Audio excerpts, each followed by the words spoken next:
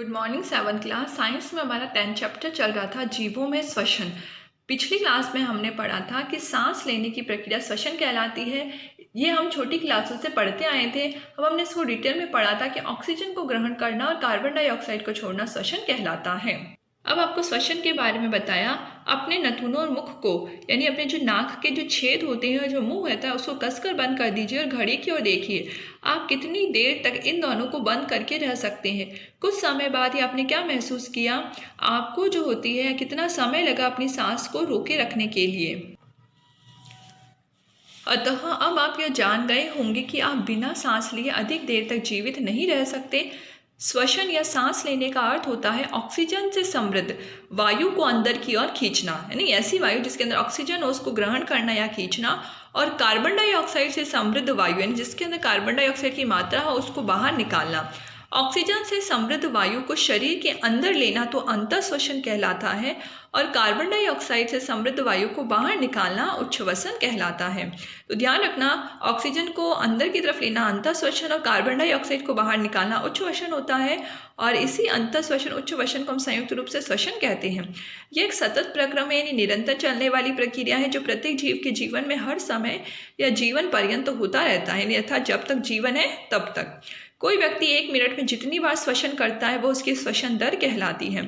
अंतःश्वसन और उच्छ्वसन दोनों साथ साथ होते रहते हैं। एक सांस या श्वास का अर्थ होता है एक अंतःश्वसन और एक उच्छ्वसन। क्या आप अपनी श्वसन दर पता लगाना चाहेंगे? क्या आप यह जानना चाहेंगे कि श्वसन दर स्थिर होती है अथवा यह शरीर की आवश्यकता के अनुसार परिवर्तित होती रहती है? देखो, जब किसी व्यक्ति को अतिरिक्त ऊर्जा की एक्स्ट्रा एनर्जी की जरूरत होती है तो वह तेजी से श्वसन करने लगता है। इसके परिणाम स्वरूप हमारी कोशिकाओं को अधिक ऑक्सीजन की आपूर्ति होती है, यानी कि जब व्यक्ति जो होता है कोई अधिक मेहनत वाला या कठिन परिश्रम करेगा तो उसके शरीर में क्या होगा, ऑक्सीजन की जरूरत होगी, ऊर्जा की जरूरत होगी, तो ऑक्सीजन की मात्रा क्या होगी, बढ़ेगी। साथ ही साथ ये भोजन के विखंडन की दर को भी बढ़ा देती है, जिससे अधिक ऊर्जा निर्मुक्त होती है। क्या इससे यह स्पष्ट होता है कि शारीरिक क्रियाकलापों के बाद हमें भूख क्यों लगती है? एक चीज और ध्यान रखना, कोई भी वयस्क व्यक्ति विश्राम की अवस्था में 1 मिनट में, अगर आप विश्राम कर रहे हो, आराम कर रहे हो, तो 1 मिनट में आप 15 से 18 बार सांस अंदर लेते हैं और बाहर निकालते हैं। अगर अधिक व्यायाम करते हैं तो उसमें श्वसन की दर 25 बार प्रति मिनट तक बढ़ सकती है। जब हम व्यायाम करते हैं तो हम न केवल तेजी से सांस लेते हैं बल्कि हम गहरी सांस भी लेते हैं और इस प्रकार अधिक ऑक्सीजन ग्रहण करते हैं। आगे हैं हम श्वास कैसे लेते हैं। आइए अब हम श्वसन की क्रियाविधि को जानें। सामान्यतः हम अपने नथुनों यानी नासा द्वार से वायु अंदर लेते हैं। जब हम वायु को अंतःश्वसन द्वारा अंदर लेते हैं, यह हमारे नथुनों से आगे देखो नाक के अंदर से होती हुई नासा गुहा में जाती है। नासा गुहा से वायु श्वास नली से होकर हमारे फेफड़ों में जाती है। फेफड़े वक्ष गुहा में स्थित होते हैं। देखिए 7th क्लास, सबसे पहले आप इस चित्र को देखिए। ये मानव श्वसन तंत्र होता है। ये वह भाग होता है जिसमें श्वसन की क्रिया पूर्ण होती है। जैसे सबसे पहले आप ऊपर नाम देखिए, देखो नासा गुहा, ठीक है ना, नाक वाला जो भाग होता है जिसे आपने नासा छिद्र कहा, वो अंदर की तरफ नासा गुहा में खुलती है। फिर वो नीचे की तरफ क्या होती है, मुख गुहा होती है। फिर देखो श्वास कहाँ पर आती है, ग्रसनी में आती है। ग्रसनी से होती हुई श्वास नली में जाती है। आपको ये जो 2 दिखाई दे रहे हैं, एक सफ़ेद कलर का दिख रहा होगा और एक पिंक कलर का, यह जो होते हैं हमारे फेफड़े होते हैं। और फेफड़े देखो चारों ओर से पसलियों से घिरे हुए होते हैं। शरीर में 12 पसलियाँ पाई जाती हैं। ये तो पसलियों वाली जो संरचना आपको दिख रही है, बाहरी संरचना होती है। इस तरह से फेफड़ा दिखता है।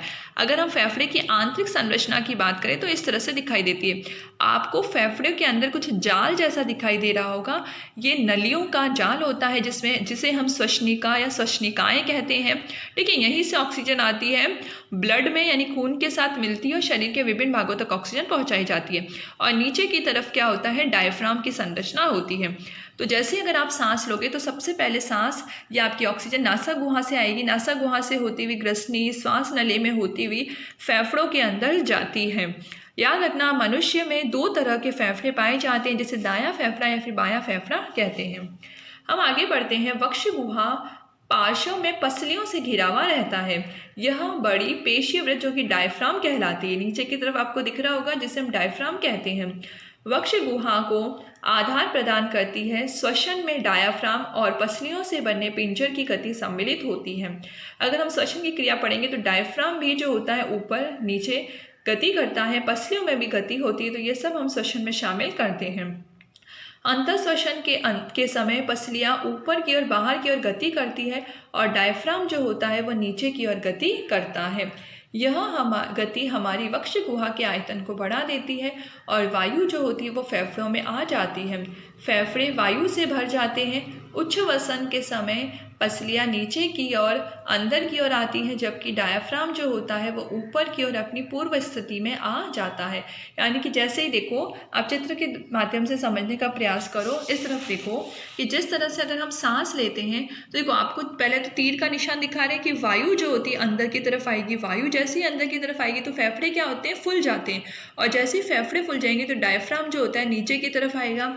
जस्ट इसका ऑपोजिट देखो, अगर सारी की सारी यानी कार्बन डाइऑक्साइड बाहर निकालोगे तो फेफड़े क्या हो जाते हैं, सिकुड़ जाते हैं, और डायफ्राम भी जो होता है ऊपर की तरफ आता है। आप दोनों चित्र को ध्यान से देखिए और ये देखिए कि प्रथम चित्र में आपको अंतःश्वसन बताया, यानी कि सांस हम अंदर की तरफ आएगी तो फेफड़े फूल जाएंगे और डायफ्राम नीचे की तरफ आएगा। दूसरे सेशन में आपको उच्छ्वसन बताया है, यानी कि जब आप कार्बन डाइऑक्साइड गैस को बाहर की तरफ छोड़ते हैं तो डायफ्राम जो होता है ऊपर की तरफ आ जाता है। इससे वक्ष गुहा का आयतन कम हो जाता है। इस कारण वायु जो होती है वो फेफड़ों से बाहर धकेल दी जाती है। अपने शरीर में हम इन गतियों को आसानी से अनुभव कर सकते हैं। गहरी सांस लीजिए, अपनी हथेलियों को अपने उदर पर रखिए और फिर अनुभव कीजिए। देखो, इसमें बोला है धूम्रपान, यानी कि स्मोकिंग करते हैं जो लोग, सिगरेट पीते हैं, वो उनके फेफड़ों को ये जो धूम्रपान होता है बहुत क्षति पहुंचाता है। धूम्रपान कैंसर से भी संबद्ध होता है, इसलिए इससे अवश्य बचना चाहिए। हमारे आसपास की वायु में अनेक प्रकार के अवांछित कण जैसे धूम्र के, धूल के, पराग कण आदि के कण होते हैं। जब हम अंतःश्वसन करते हैं तो ऑक्सीजन के साथ साथ ये भी कण हमारे नासा गुहा में उपस्थित रोम में फंस जाते हैं, और यदि कभी कभी ऐसे कण नासा गुहा के पार चले जाते हैं तो ये आगे गुहा की कोमल परत को उत्तेजित करते हैं, जिसके परिणाम स्वरूप हम छींकने लगते हैं, हमें छींक आती है। छींकने से अवांछित कण वायु के साथ बाहर निकल जाते हैं। इस प्रकार केवल स्वच्छ वायु ही हमारे शरीर में प्रवेश कर पाती है। अगर देखो, वायु के अंदर कई सारे धूल के कण होते हैं, मिट्टी के कण होते हैं। अगर आप सांस लोगे तो वो सारे कण आपके शरीर में चले जाते हैं, लेकिन फिर भी छींक आ जाती है, तो छींक आने के कारण से वो सारे कण वापस बाहर आ जाते हैं। सावधानी बरतें, जब आप छींकते हैं तो अपनी नाक को अच्छे से ढक लें, जिससे कि आपके द्वारा बाहर निकाले गए जो कण होते हैं वो अन्य व्यक्तियों के द्वारा अंतःश्वसन के समय जब वो अन्य लोग सांस लें तो उनके द्वारा ग्रहण नहीं किए जाएं।